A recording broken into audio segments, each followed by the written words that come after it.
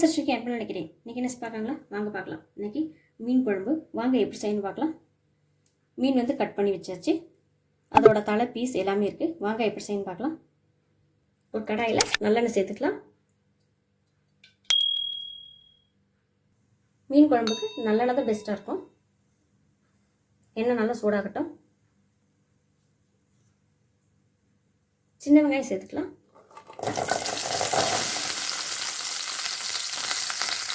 இந்த எண்ணெயிலே நல்லா வணக்கிக்கலாம். ஒரு தக்காளி கட் பண்ணி வச்சிருக்கேன், சேர்த்துக்கலாம்.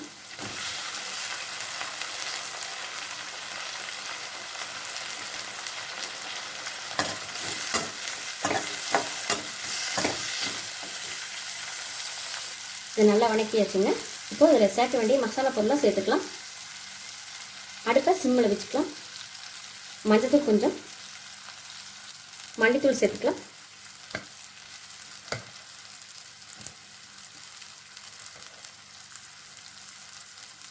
மல்லித்தூள் 3 ஸ்பூன்,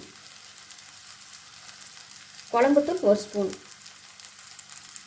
கரம் மசாலா 1/2 ஸ்பூன், தனி மிளகாத்தூள் 1/2 ஸ்பூன். இதை கலந்துக்கலாம்.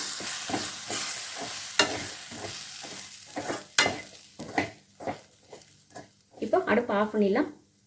நல்லா ஆற வச்சு நைஸாக அரைச்சி எடுத்து வந்துடலாம். கடாயில் நல்லெண்ணெய் சேர்த்துக்கலாம்.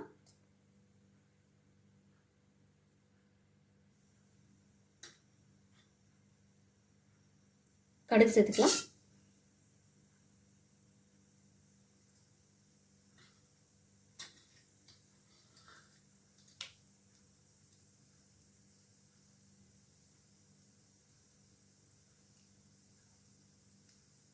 மிளகு ஜீரகம் 1/2 ஸ்பூன்,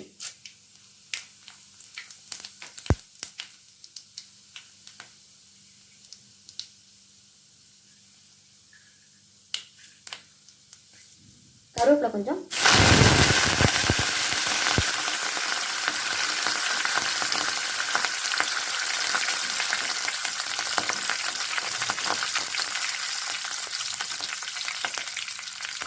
பச்சை மிளகாய் 2,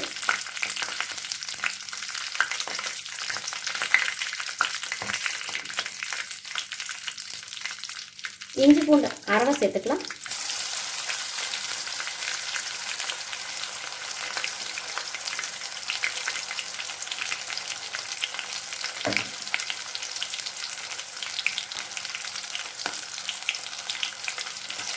பச்சை வாசம் பொருளும் நல்லா வணக்கிக்கலாம்.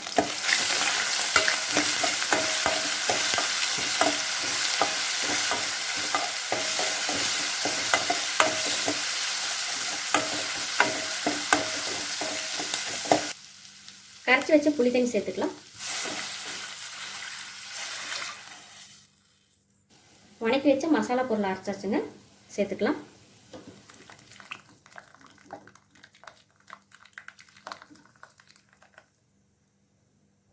குழம்புக்கு தேவையான உப்பு சேர்த்துக்கலாம்.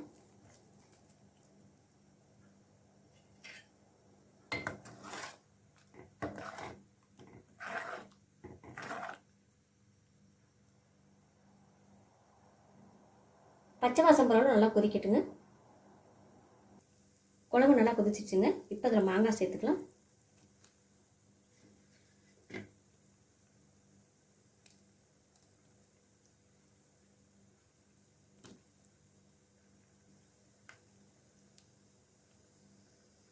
இப்போ இந்த மாங்காய் வடையை மீன் தலையை சேர்த்துக்கலாம். மீன் தலை வந்து வேகிறதுக்கு கொஞ்சம் லேட் ஆகும்.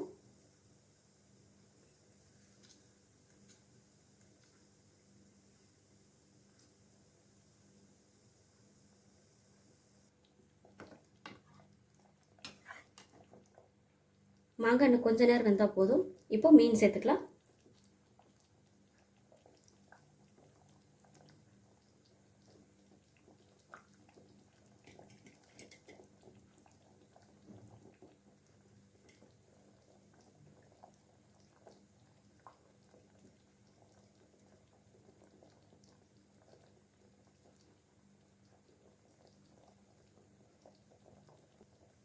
இப்போ நல்லா கலந்துக்கலாங்க.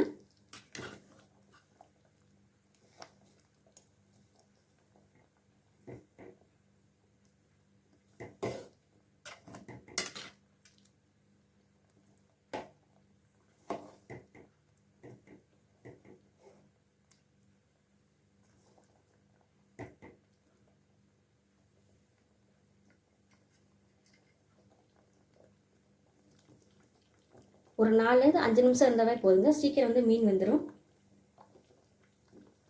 இனி கரண்டி போட்டு நல்லா கிண்டிகிட்டே இருக்க வேணாம், மீன் வந்து உடஞ்சிரும். மீன் குழம்பு ரெடி ஆயிடுச்சுங்க.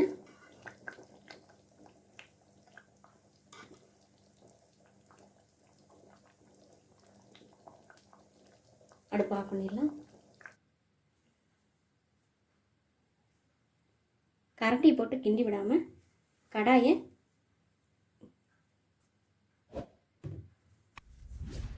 எடுத்து இப்படி கலந்து விட்டாலே போதும். மேலே வந்து மல்லித்தலை சேர்த்துக்கலாம்.